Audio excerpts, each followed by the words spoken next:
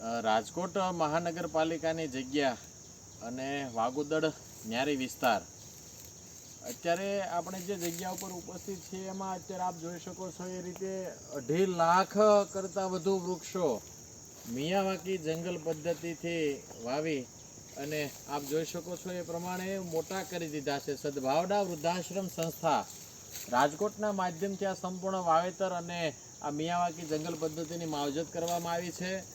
આપ જોઈ શકો છો હજારો નાના મોટા લાખો જીવજંતુઓથી માંડી અને પશુ પક્ષીઓ સાથે અહીં આપણે ટહુકા પણ સંભળાય એવા મોરના ટહુકા પણ આપણને અત્યારે સંભળાઈ રહ્યા છે. એવો સુંદર અને નયનરમ્ય વિસ્તાર. આપ વિચારો 2.5 લાખ વૃક્ષો આ પર્યાવરણમાં અને વાતાવરણમાં કેટલો ફરક પાડશે.